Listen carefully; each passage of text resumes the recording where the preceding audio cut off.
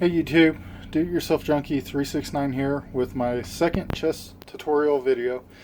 And in this one, originally I was going to cover opening moves, but I figured first I need to cover a couple chess rules and talk to you about algebraic notation. So these rules really only occur if you go and play a tournament, but I feel like even during practice you should try to follow them. That way you're used to playing this way if you eventually go do a tournament. And it's kind of nicer, even when you're playing with friends, just an impromptu game, to follow these rules and have an understanding with your opponent that these rules are going to be followed. It makes the game cleaner. So the first rule is called the touch move rule. And it means if you touch a piece, you have to move that piece if it's legal to do so. Right now I'm playing black, so touching this piece, it's really not legal for me to move it. But since it's white's turn, I should keep my hands off the board. Now if I touch an opponent's piece, the rule is I am supposed to take that piece if possible. Since it's white's turn and I don't have anything that can attack this pawn, it's not legal to do so. I don't have to. But again, since it's white's move, I shouldn't be touching any pieces. Now, let's say like this pawn a second ago was here, and I want to move it back onto the center of the square so it's clear where that pawn is actually located. To do that, you're going to say adjust, take the piece, and move it. Now part of the touch rule is, let's say white's moving and they grab this pawn. Now they have to move it. They can move it here or here. Let's say he puts it up here. It is okay for him to move it back to this square as long as he has not let go of the pawn. If he lets go of this pawn, that's now his move. But as long as his hand's on it, he's okay. He can move it back there, and that's his move. The only thing he can't do is move it back to this square and decide to move another piece. The other thing that you do during tournaments that you probably should do even during your kind of impromptu / home games is chess notation. And during a tournament, both players are required to take chess notation. When I'm playing one of my friends just for fun, usually I'll take chess notation because it's a good way to go back and review the game later and look for stuff that I didn't see during the game, mistakes I made, mistakes I didn't notice my opponent making that I could have capitalized on. So that's pretty important. And then also I'm going to start using it during my videos so it's clearer what moves I'm making.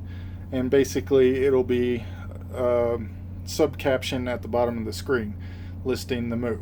So to help you guys learn chess notation, I'm going to play through a game that I played with one of my friends a while back, and it's a short game. I picked one with 18 moves, but it pretty much moves all the pieces except for the king, and it doesn't cover castling.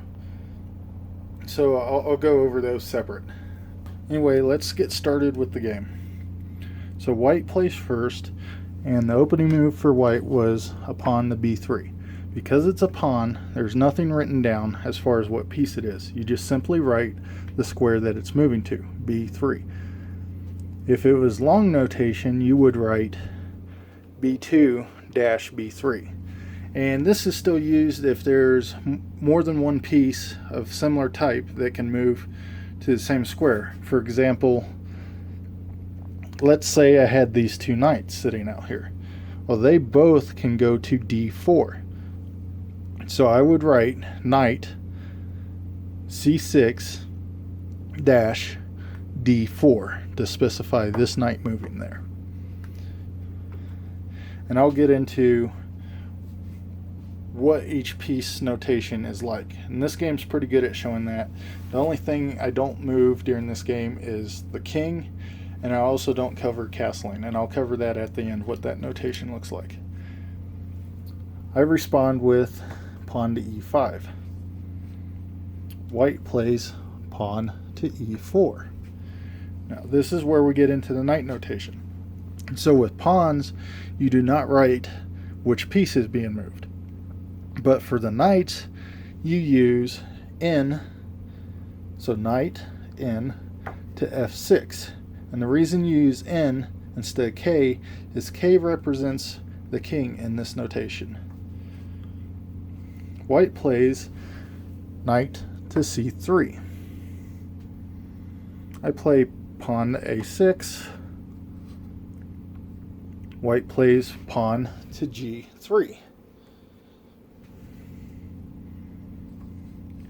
I play pawn to c6.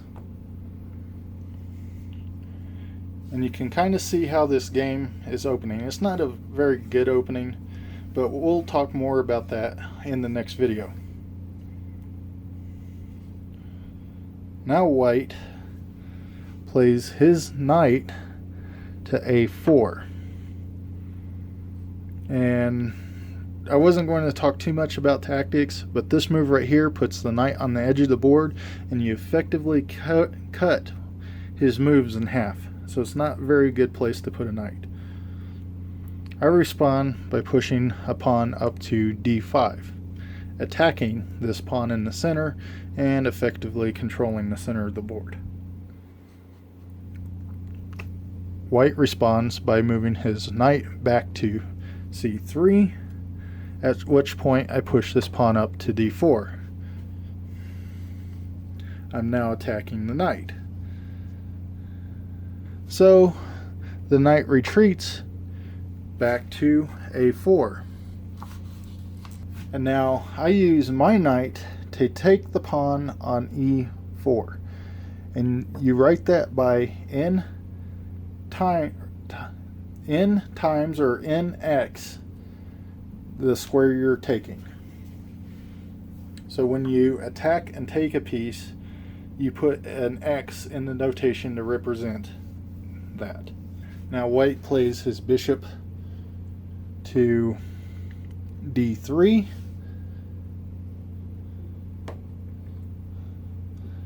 And I pull my knight back to g5.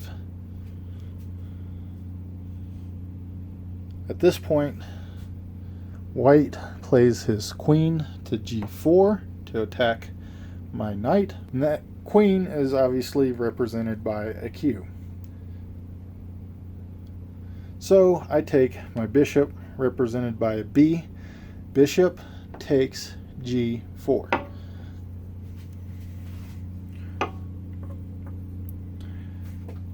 At this point, white resigns. There's no algebraic notation for resigns. You just write down that white resigns. So, one thing that I did not cover in this notation for this game is king. And obviously, as I said before, king is k. So if my king moved up here, that would be k e7. Now for castling, which is a move I haven't covered yet, that's a little bit more advanced move, you're going to write a different notation depending on if it's king side versus queen side. And how you castle is you move the king 2 spaces and you put the rook on the other side. This is king side castling, and it's represented by O-O or 0-0.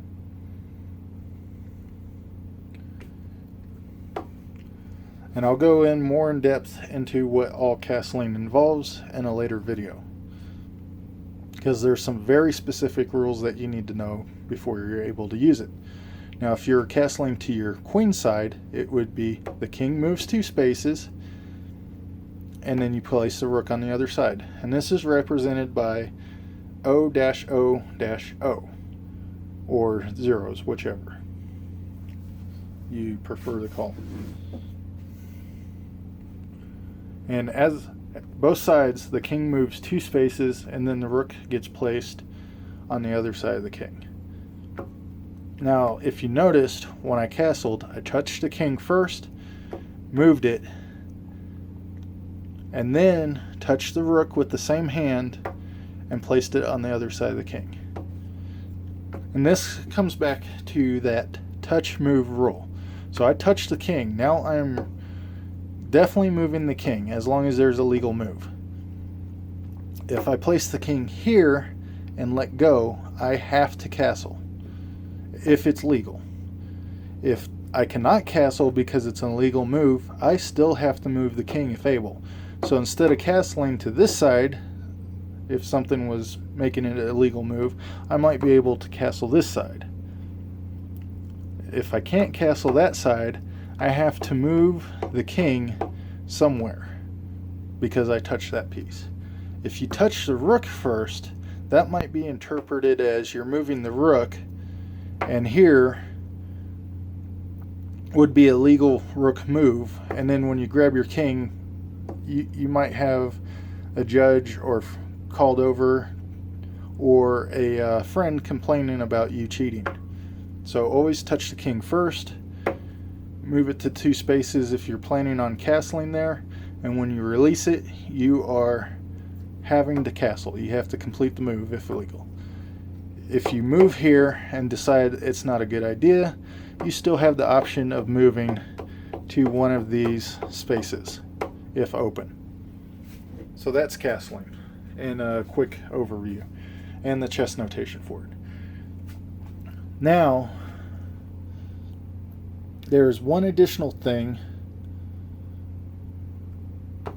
for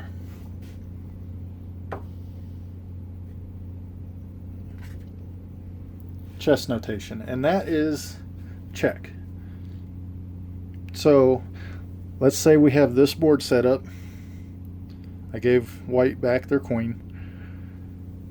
This queen comes down here attacking the king. This is what's known as check. The king still has some options. He can move here to escape or here to escape. There's no pieces available to block. If black for some reason had a bishop, you could come down and block the queen's attack with the bishop, and that would be one option for getting out of check. In the chess notation, that move would be queen c5, and then you put a plus next to it, and that represents that you've put the king in check. Now, let's say the board layout was slightly different.